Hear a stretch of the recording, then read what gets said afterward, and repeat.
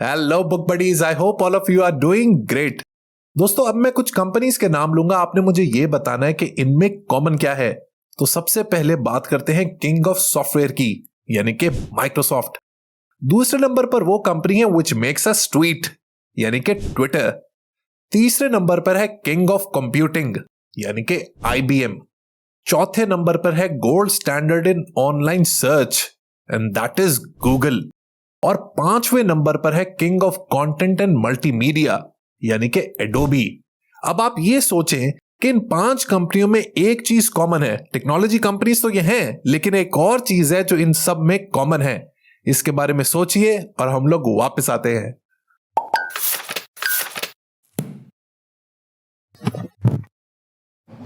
अजीज आनेमन, अब तक तो आप इस सवाल का जवाब सोच चुके होंगे। Anyways, let me tell you the answer. जवाब इसका यह है कि इन सब कंपनीज के CEOs का ताल्लुक इंडिया से है। गूगल के CEO सुंदर पिचाई इंडिया से है। ट्विटर के CEO पारक अग्रवाल का ताल्लुक भी इंडिया से है। इसी तरह IBM के CEO अरविंद कृष्णा, एडोबी के CEO शांतनु नारायण और माइक्रोसॉफ्ट के CEO सत्या नडेला का भी ताल्लुक इंडिया से है। अब नेचुरली सवाल ये बनता है कि आखिर वो क्या वजह है कि दुनिया की टॉप कंपनीज इंडियन एम्प्लॉइज को पसंद करती हैं, और इनफैक्ट ना सिर्फ पसंद बल्कि अपनी बिलियंस ऑफ डॉलर्स की कंपनीज इनके हाथ में थमा देती हैं कि चलाओ इसको।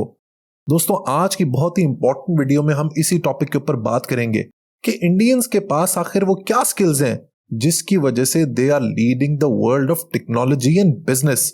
लेकिन दोस्तों, इससे पहले कि हम अपनी आज की गपशप को स्टार्ट करें, मैं आपको एक डिस्क्लेमर देना चाहता हूं। ये जो आपका चैनल है ना बुक बडी, इसमें आपने कभी भी मुझसे हेट्रेड, रेटरिक, प्रोपेगेंडा या बयानबाजी नहीं सुनी होगी। उसकी वजह यह है कि मेरी जिंदगी का एक फलसफा है कि कोई भी शख्स हो, उससे आपने पॉजिटिव एट्रीब्यूट्स, उसकी पॉजिटिव आदतें, पॉजिटिव चीजें एक्सट्रैक्ट कर लेनी है और नेगेटिव बातों को फिल्टर कर लेना है। देखिए, इंडिया के साथ हमारा जो भी कॉन्फ्लिक्ट है पॉलिटिकल लेवल पर, लेट इट बी। हमने हमेशा ऑब्जेक्टिव बात करनी है, और खासतौर पे इंडिया क्योंकि हमारा नेबर है, उसके साइकोग्राफिक्स और डेमोग्राफिक्स हमसे बहुत ज्यादा सिमिलर हैं, लिहाजा हमें उनसे सीखने की भी जरूरत है। इसी तरह वो भी हमसे सीख सकते हैं जो भी हमें बेहतर चीजें हैं।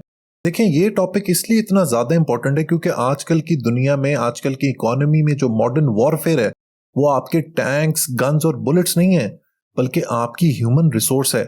अगर आपके मुल्क की आवाम क्वालिफाइड होगी, कॉम्पिटेंट होगी, टेक्निकली साउंड होगी, तो आपकी इकोनॉमी भी ग्रो करेगी और दुनिया की टॉप नेशंस में आपका शुमार होगा।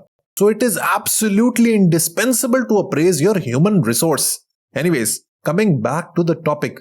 देखें जी, सबसे पहली रीजन जिसकी वजह से Indian community is so sought after abroad is their education. एक चीज जिसमें इंडिया पाकिस्तान से बहुत आगे निकल गया है, वो है उनकी तालीम। स्पेशली जो उनकी मिडिल क्लास है, वो तो नेक्स्ट लेवल पर जा चुकी है। इसमें बहुत बड़ा हाथ इंडियन एजुकेशन सिस्टम का है, which is brilliant in many ways. Institutions like Indian Institute of Technology are second to none. यहां के ग्रेजुएट्स की मांग पूरी दुनिया में है, and it constantly runs among the top education institutes of the world. बेहतरीन बात यह है कि इंडिया की सरकार ने IIT जैसे तालीमी इदारों को इंस्टीट्यूट्स ऑफ नेशनल इंपॉर्टेंस का दर्जा दिया है। यही वजह है कि IIT का ठप्पा is a sure shot guarantee of success.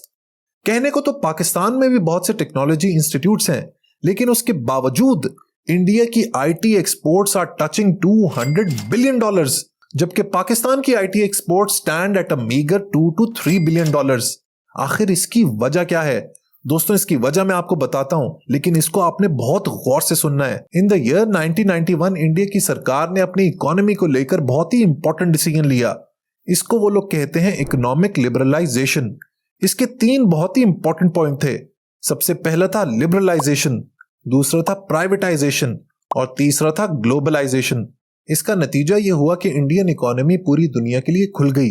वहां पर फॉरेन डायरेक्ट इन्वेस्टमेंट आनी शुरू हो गई। बाहर की कंपनीज ने वहां पर अपने रीजनल ऑफिसेस सेटअप करने शुरू कर दिए। इंडिया की ह्यूमन रिसोर्स को बाहर हायर करना शुरू कर दिया। बेंगलुरु इंडिया का IT हब बन गया, and it eventually became the second silicon valley of the world. जबकि दूसरी तरफ पाकिस्तान में कोई स्टेट पॉलिसी ही नहीं है और ना कोई फोकस है ह्यूमन रिसोर्स मैनेजमेंट पर। हमारी जो मिडिल क्लास है, वो सारी उम्र अपनी सारी तनख्वाह अपने बच्चों की पढ़ाई पर लगाती है, और वो बच्चे इवेंचुअली अपने ही दम पर सेल्फ मेड बेसिस पर अपनी जगह दुनिया में बनाते हैं। स्टेट से हमें कोई सपोर्ट नहीं मिलती और नतीजा आपके सामने है। कहां $200 बिलियन और कहां $2 बिलियन। अब दोस्तों ये तो बात हो गई एजुकेशन की। अब बात करते हैं काम की।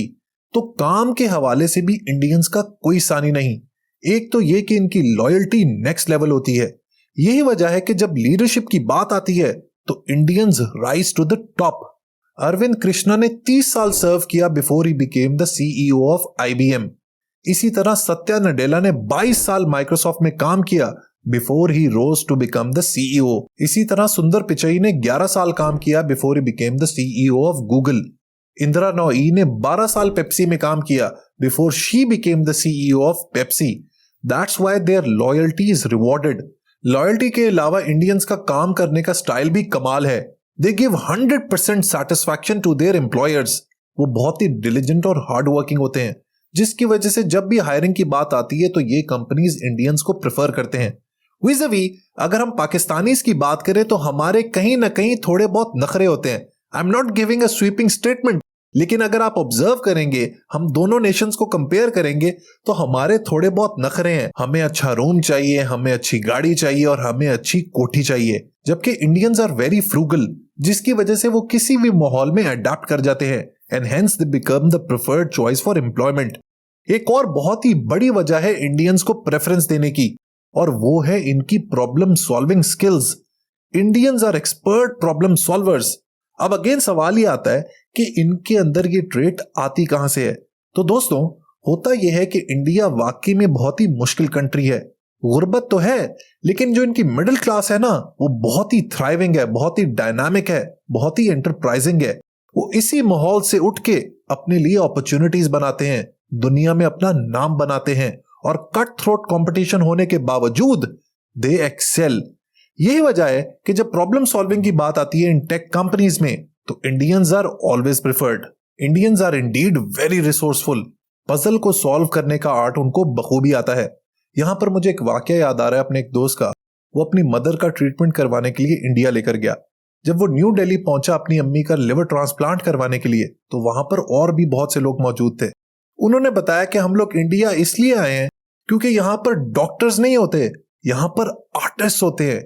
इन डॉक्टर्स की उंगलियां आर्टिस्ट की तरह चलती हैं, जिसकी वजह से they are the best doctors in the world for liver transplant. So all in all Indians are very skilled in their profession. एक और बहुत बड़ी वजह है इनके एक्सेल करने की, और वो है their command over English language.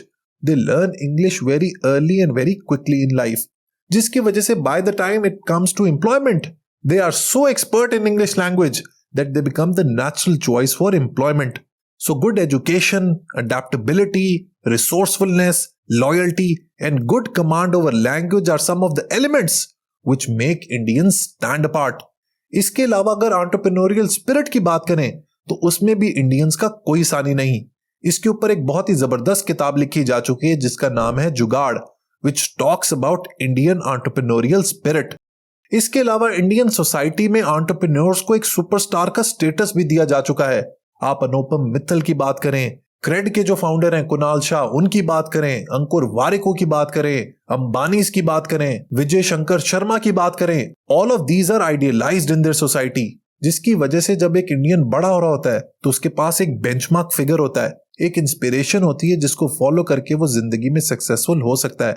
This only happens when the society collectively gives repute and respect to these entrepreneurs, people who are learned, people who are educated and people who have done good with their life. देखें दोस्तों, इसमें हम Pakistanis के लिए learning ये है कि instead of being jealous with our Indian counterparts, we should look to learn from them and adopt their positive attributes. देखें आजकल की दुनिया जंग की नहीं है, बम बारूद की नहीं है, बल्कि आजकल जंग है टैलेंट की और क्वालिटी ह्यूमन रिसोर्स की। जो ये टैलेंट की जंग जीत जाएगा वो अपने मुल्क को प्रोग्रेस और प्रॉस्पेरिटी के रास्ते पर लगा देगा। इसमें एक बात याद रखें कि आपने अपनी गवर्नमेंट और सरकार पर डिपेंडेंट नहीं होना कि वो अब आईटी की पॉलिसी बनाएगी, ह्यूमन रिसोर्स की पॉलिसी बनाएगी, हमें सब्सिडी देगी, हमारे लिए कॉलेज और यूनिवर्सिटीज बनाएगी। आपने अपने दम पर, अपने जोरे बाजू पर इंडियंस को कंपटीशन देना है और फिर देखते हैं कि रेस में कौन आगे जाता है। आखिर में अपने पाकिस्तानियों को मोटिवेट करने के लिए मैं इकबाल साहब का एक बहुत ही खूब शेर सुनाना चाहता हूं, which motivates me every day. It goes like this. उठ के अब बज़्मे जहां का और ही अंदाज है, उठ के अब बज़्मे जहां का और ही अंदाज है, मशरिक़ व मग़रिब में तेरे दौर का आगाज है। वीडियो पसंद आई है तो लाइक बटन जरूर प्रेस कीजिएगा। Until next time, good bye.